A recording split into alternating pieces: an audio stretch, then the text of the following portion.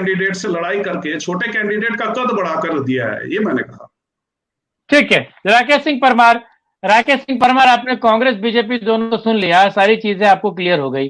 क्या वाकई में ये नाक की लड़ाई है नंदीग्राम? राकेश सिंह परमार সবাই বাংলা বন্ধু ভাগ্নে নো ভালো আছে, नमस्कार कोटे।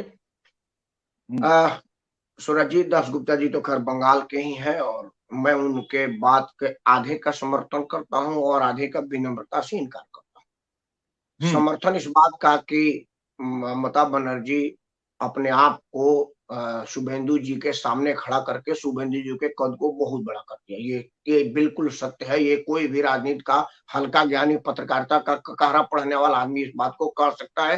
ममता जी वहां इसलिए गई हैं क्योंकि उनको शुभेंदु बनर्जी के हैसियत का पता है कि शुभेंदु क्या है, इसीलिए वो कहीं, जिस तरह से केजरीवाल ने कहा था कि मैं शीला दीक्षित के विरुद्ध ही लड़ूंगा, उसके पूरे मूवमेंट को बूस्ट करने का कारण यह था कि केजरीवाल ने कहा था कि मैं शीला दीक्षित के विरुद्ध लड़ूंगा।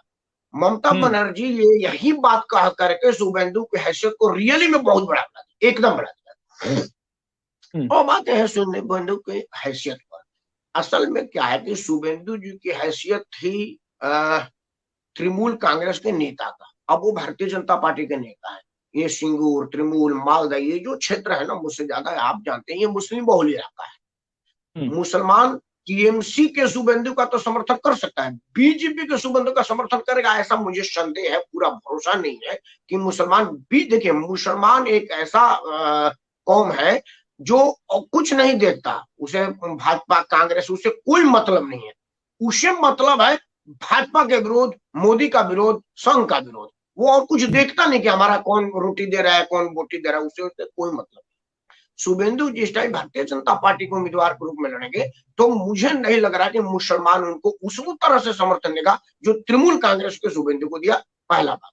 दूसरा बात मैं ये कह रहा हूं कि पश्चिम बंगाल में जो इलाका शुभेंदु जी छोड़ गया है, सिंगूर और जैसा सुरजीत दास गुप्ता साहब ने बताया, वहां के लोग ये पूछेंगे कि ममता बनर्जी का उदय हुआ, सिंगूर आंदोलन, टाटा वहां से चला गया, ये सब जो शुभेंदु वाला क्षेत्र था, वहां से टाटा को हटा करके हमको क्या मिला, टाटा रहती तो हमको क्या नुकसान हो जाता, ये बात वहां की जनता पूछेगी और पूछना चाहिए। और मैं समझता हूं कि तपस पाल के पार्टी को या तपस पाल मीडिया में, व्हाट्सएप में, सोशल मीडिया में ये प्रश्न बांग्ला भाषा में करना चालू करे कि भाई अगर टाटा का नैनो प्लांट होता तो क्या बिगड़ जाता, और अगर नहीं चला गया तो उन किसानों की स्थिति कितना सुधर गई जिसका आंदोलन से वो कम्युनिस्ट को बेदखल कर करके सत्ता में आई थी। मेरे ख्याल से वो सब लोग निराश होंगे ममता बनर्जी से, क्योंकि वहां के किसानों का वो जमीन भी वापस नहीं मिला, वहां पर कोई खेती भी नहीं हो रहा है।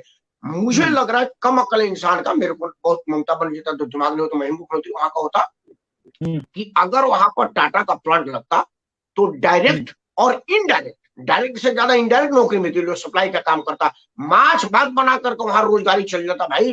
ट्रांसपोर्ट वाले लोगों को सड़क किनारे मछली भात खिला करके वहां के लोगों का रोजगार मिलता। और जिस तरह से जमशेद नगर का टाटा का वैसा नाम है, मैं नहीं समझता कि सिंगूर का कोई नुकसान होता। मेरे समझ से ममता बनर्जी की स्थिति पूरे पश्चिम बंगाल में खराब है और वो शुभेंदु के विरुद्ध खड़ा होकर के उन्होंने अपने हताशा का परिचय दिया है और कुछ नहीं है। ये उनको राजनीतिक रूप से नुकसान करती है। हाँ ठीक है, तो टीएमसी का तो क्लियर हो गया, बीजेपी सवाल वही मैंने पूछे थे, सवाल वही करते रहेंगे तो आप ठीक है। सपोज प्लीज हो गया। राकेश सिंह परमार, सवाल एक कि ये जो बागी भाग रहे हैं क्या इधर बागी पैदा नहीं करेंगे, क्योंकि वहां से इन्फेक्शन ला रहे हैं वो बागीपन का, तो यहाँ पे भी इन्फेक्शन पैदा करेंगे।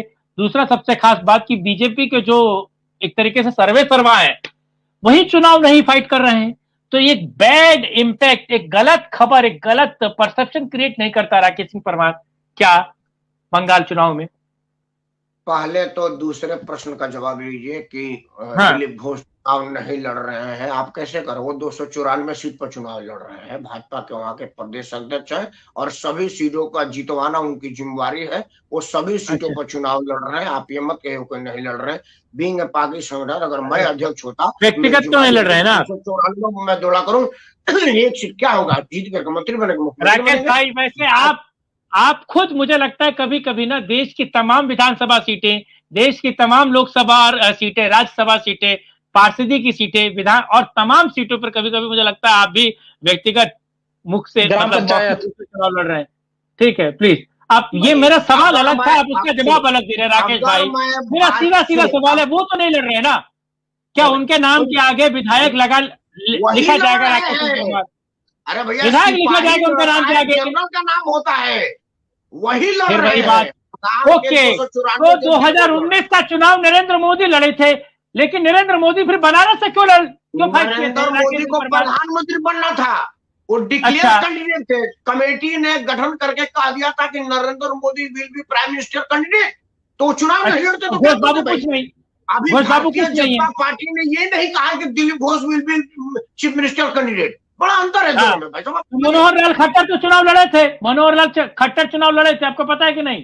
मनोहर लाल खट्टर क्लियर नहीं था, चुनाव नहीं लड़ते, वो संघ का सेवा किए थे, स्वयं सेवक थे, वो विधानसभा में चुनाव लड़े, जीत गए, मुख्यमंत्री बना दिया गया। वो आसमान से चेयर टपकी थी क्या सीएम की? आसमान से होता है क्या यहाँ? नहीं, लोकतांत्रिक पद्धति पर बात करिए श्रीकांत जी।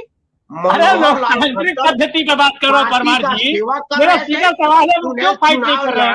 आप बताइए जी राकेश भाई।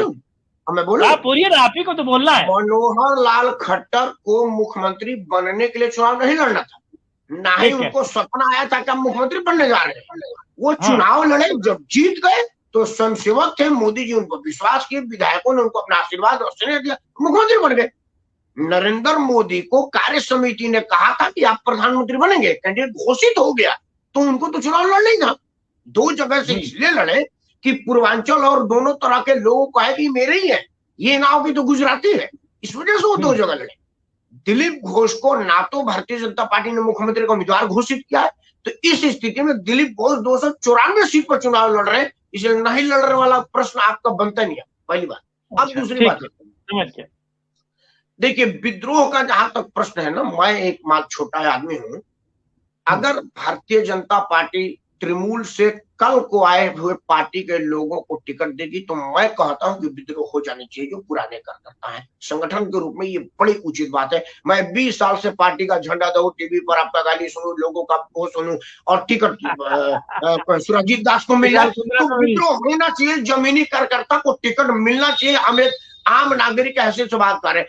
अब तृणमूल और भाजपा लड़ी है पूरे 10 साल तक, अब तृणमूल का शुभेंदु आ गया यहाँ पर भारतीय जनता पार्टी में, वहां का जो आदमी होगा उसको विद्रोह करना चाहिए, क्योंकि इसी शुभेंदु के साथ विद्रोह करके गया हुआ था। ये है लोकतंत्र का शुद्ध, हालांकि आदर्श लोकतंत्र हमारे